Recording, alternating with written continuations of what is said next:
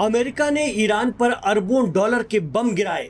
Pentagon ने बड़े बड़े दावे किए कि हमने स्ट्रेट ऑफ हॉर्मुज की तरफ जाने वाले तमाम रास्तों की सुरंगें तबाह कर दी हैं। लेकिन ईरान में IRGC यानी पासदारान इस्लाम की इंजीनियरिंग और तकनीक के आगे ये सारे दावे फेल हो गए।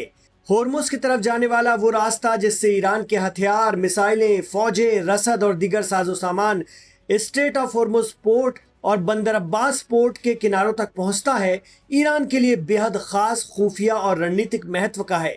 अमेरिका ने उसी रास्ते में आने वाले पहाड़ों को काटकर बनाई गई टनल को गंभीर नुकसान पहुंचाने का दावा किया था। यह दावा सही भी था। अमेरिकी हमलों ने इन सुरंगों को एक तरह से मिट्टी और मलबे से भर दिया था, ऐसा कि यहां से गाड़ियां निकलना दूभर था। लेकिन ईरान ने रिकॉर्ड समय में इस टनल और रास्ते को दुरुस्त कर वाहनों की आवाजाही शुरू करवा दी। अब सवाल उठ रहे हैं कि अगर ये ढांचा इतनी जल्दी फिर से चालू हो गया तो अमेरिका की सैन्य कार्रवाई का असली मकसद ही पिट गया।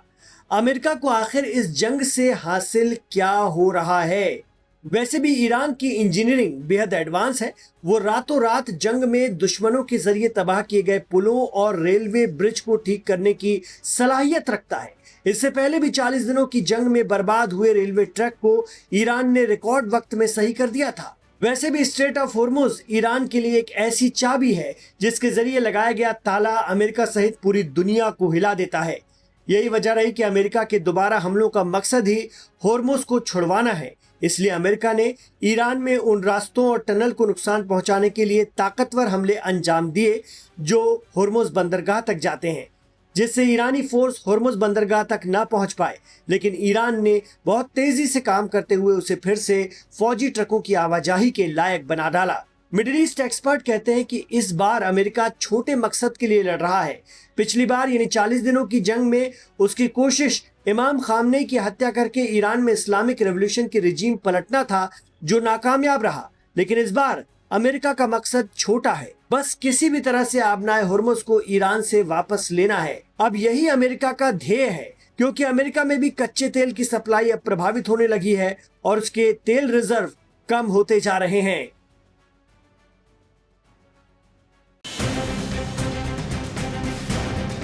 ईरान अमेरिका जंग अब नेक्स्ट लेवल पर पहुंच गई है। महज कुछ सेकंड का एक वीडियो ईरान ने अपने मीडिया हैंडल के जरिए बड़ी चतुराई से जारी करवाया है, जिसमें IRGC यानी पासदारान इस्लाम के पूर्व चीफ, जो अब दुनिया में भी नहीं रहे हैं, उन्हें दिखाया गया है और वो ईरान की मिसाइल सिटी का दौरा कर रहे हैं। इस बहाने ईरान ने फिर अपने दुश्मनों को अपने हथियारों की एक झलक दिखा दी है कि हमसे पंगा लेने से पहले देख लो हमारी ताकत। कहा जाता है कि ऐसी कई मिसाइल सिटी ईरान में मौजूद हैं जहां पहाड़ों के नीचे खुफिया तौर पर हजारों मिसाइल और ड्रोन तैयार हैं। दरअसल अमेरिका की हरकत से ईरान बेहद गुस्से में है। जिस तरह से अमेरिका ने ईरान में मासूम बच्चों के एक कैंसर अस्पताल पर अटैक किया था, जिससे वहां अफरा तफरी मच गई थी, जैसे तैसे 211 मरीजों को सुरक्षित निकाला गया था, ईरान का पारा चढ़ गया है। उसने साफ कह दिया है कि ये एक बर्बर हमला है और इसके साथ ही ईरान की सेंट्रल कमांड खत्म अल अंबिया ने सीधी वार्निंग जारी कर दी है कि यदि वॉशिंगटन ने ईरानी बुनियादी ढांचे को निशाना बनाया तो जवाब में ईरान पूरे खित्ते के बुनियादी ढांचे को तबाह कर देगा। एक तरफ तो अमेरिका ईरान में IRGC के रणनीतिक ठिकानों पर हमला करने का दावा खुद कर रहा है और दूसरी तरफ अहवाज में Shahid Baqaei hospital and children cancer treatment centre पर मार दिया। यही वजह है कि ईरान की ये आखिरी चेतावनी दुनिया को सहमाने वाली है। ईरान ने कहा है कि अब ये हरकत दोबारा हुई तो जवाब ज्यादा पावर के साथ होगा। ईरान ने यह भी बता दिया है कि हमने आइडेंटिफाई कर लिया है कि तुम्हारी रेंज कहां तक है, हम सब जगह मारेंगे और बहुत बुरा मारेंगे। इतना ही नहीं, ईरान ने अपने हिमायती यमन के हूती या अंसारुल्लाह को भी सीधे तौर पर हिदायत दे दी है कि अगर अमेरिका इसराइल के उकसावे में अरब देशों की मदद से हमारे सिविलियन ठिकानों पर हमला करता है तो हूती तुरंत तेल, गैस और जरूरी सामान के समुद्री रास्ते बाब अल मंदब को तुरंत बंद कर दें और लाल सागर से गुजरने वाले दुश्मनों के सभी जहाजों पर मिसाइल मारना शुरू कर दें। एक्सपर्ट कहते हैं कि दरअसल ईरान में सुप्रीम लीडर के एक एडवाइजर हर वक्त यमन के हूती या अंसारुल्लाह से कोऑर्डिनेट करते रहते हैं और ईरान में सुप्रीम लीडर के इशारे पर IRGC की एक आवाज पर यमन के अंसारुल्लाह लाल सागर पर छा जाते हैं। एक बार रेड सी पर बाब अल मंदब रुका तो एशिया से यूरोप का सीधा संपर्क टूट जाएगा और फिर पूरा अफ्रीका घूम कर जाना पड़ेगा। एक एक चीज महंगी हो जाएगी, त्राही त्राही मच जाएगी। Middle east expert Ashraf Zaidi कहते हैं कि अमेरिका एक हफ्ते तक इसी तरह की आक्रामकता दिखाएगा और फिर बातचीत की टेबल पर आ जाएगा।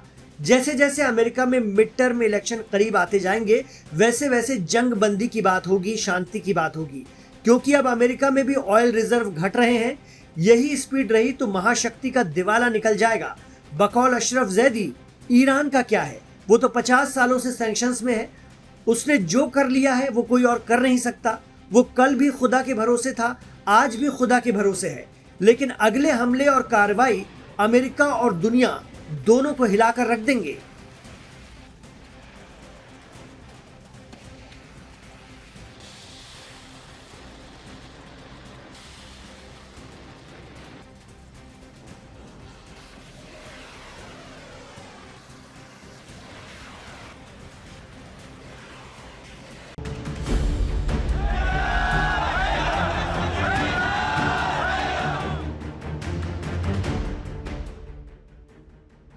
अमेरिका और ईरान के बीच जंग अब सिर्फ मिसाइलों तक सीमित नहीं रही। तेहरान की सड़कों पर भी अब एक ऐसा संदेश दिखाई दे रहा है जिसने पूरी दुनिया का ध्यान खींच लिया है। ईरान की राजधानी में एक विशाल बिलबोर्ड लगाया गया है जिसमें अमेरिकी राष्ट्रपति डोनाल्ड ट्रंप को काले ताबूत में दिखाया गया। बिलबोर्ड पर साफ लिखा है, वी विल किल ट्रंप, यानी हम ट्रंप को मारेंगे। आखिर यह बिलबोर्ड क्यों लगाया गया? मीनाब की याद में लिखने का क्या मतलब है? और डोनाल्ड ट्रंप ने पहले ऐसी धमकियों पर क्या जवाब दिया था? चलिए आपको सिलसिलेवार तरीके से बताते हैं।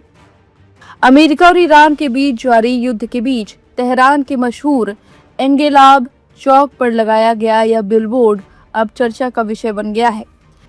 ईरान की अर्ध सरकारी मीडिया के मुताबिक बिलबोर्ड में डोनाल्ड ट्रंप को एक काले ताबूत में लेटा हुआ दिखाया गया है। उनकी आंखें और मुंह बंद है, हाथ सीने पर रखे हुए हैं और ऊपर अंग्रेजी और फारसी भाषा में लिखा है, वी विल किल ट्रंप, यानी हम ट्रंप को मारेंगे। बिलबोर्ड के नीचे एक और लाइन लिखी हुई है, मीनाब की याद में। रिपोर्ट के मुताबिक यह संदेश उस कथित हमले की ओर इशारा करता है जिसमें अमेरिकी और इजरायली बमबारी के दौरान मीनाब स्कूल प्रभावित हुआ था। इसी घटना को आधार बनाकर यह बिलबोर्ड बनाया गया है। यह पहली बार नहीं है कि जब ईरान में अमेरिकी राष्ट्रपति के खिलाफ इस तरह का गुस्सा सार्वजनिक तौर पर दिखाई दिया हो। इससे पहले भी ईरान में कई मौकों पर डेथ टू अमेरिका और डेथ टू ट्रंप जैसे नारे लगाए जाते रहे हैं। हाल ही में दिवंगत supreme leader Ayatollah Ali Khamenei के अंतिम संस्कार के दौरान भी बड़ी संख्या में लोगों ने ऐसे ही नारे लगाए थे।